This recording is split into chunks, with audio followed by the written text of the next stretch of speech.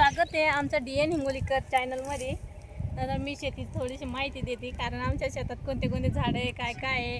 आणि आम्ही आलो माझ्या वडिलाच्या घरी, म्हणजे माझ्या माहेरात, त्याच्या घरची शेती आम्ही आलो आता नदीतून पोहल्यामुळं माझी टिकली गेली पडून आणि गॉगल लावलेला नाही. मग ते माणसांपणा काही गॉगल काही लावलेलं नाही, अजून टिकली गेली कुठं.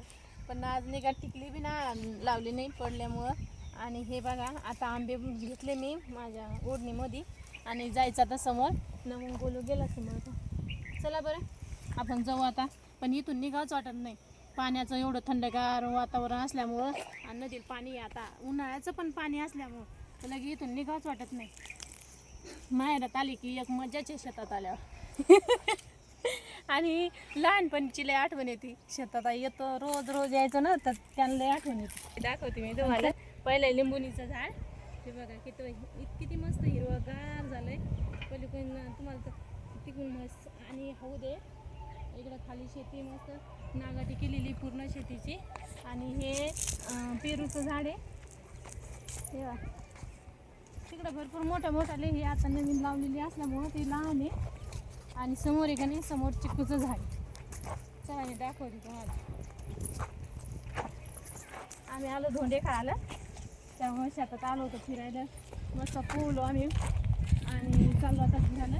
तिकडून पेरूचे झाड आहे, तिकडं आंबे आहेत, त्या हिरवे हिरवे दिसतं सगळं तिकडं, ते जांभळीचे झाड आहे. आणि ते नमून ते गेले समोर, तिथं आंब्याचं झाड आहे. त्या आंब्याच्या झाडाचे आम्ही आंबे तोडले. किती मोठं वाव आहे बघा. माझ्या भावाचं वाव आहे ते. माहेरात आले मग चला म्हणलं शेतात. लय दिवसात शेतात आलेलं नसतो, त्यामुळे शेतात आलो आम्ही. लहानपणी लय यायचो आम्ही शेतात.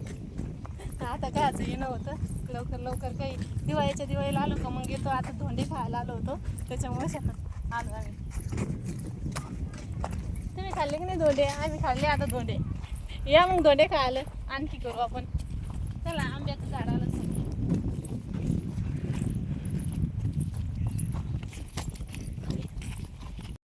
तिथपासून तर इकडे आली आता मी. हे नाला आहे शेतामधला, ओढा म्हणते आमच्या इथे, पण कोणी नाला म्हणतो, त्याच्यामुळे मी तुम्हाला नाला सांगितला. ओढा येईल. चला आता ओढ्यामधून जाते हळूहळू. पडायचं भीती वाटते बाबा या दगडायचं. पावसाळ्यात हे सगळं ओढ्याचं पाणी लगे वरती शेतात येतं. तुम्हाला जाऊन दाखवतो कुठपर्यंत येतं. तिकडं जांबाचे झाडं, आंब्याचे झाडं, आंबे पाकीट तोडायचे राहिले. उतरवला आंबा काल, पण राहिला तेवढा तसंच राहिला. आता जाऊ द्या म्हणजे कंटाळा आला होता तोडायचं. चला ते इकडं इकडं ओढ्याला पाणी असल्यामुळे हिरवगार इथं ओढ्यात पाणी येतं. मोठ्याचं पाणी सोडतात तर सध्या ओढ्याला. तिथून माझ्या भावाचे द्यायचं वांगे.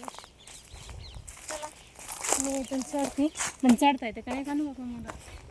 आंबे माझ्या जवळ त्यामुळे ते चढता येतं का नको. चढून घे, लय लांबून जावं लागतं मग तिकडं. चढली. चला बरं आता जायचं घरी. आमची सकाळी आणलेली बॅग आणि ते सगळं इथंच आहे. आणि आंबे नेले समोर नेले, ते पोत्यामध्ये भरून नेले समोर. चला म्हणलं आता एवढे घेऊन जाते मी, त्यामुळं इथं ठेवले.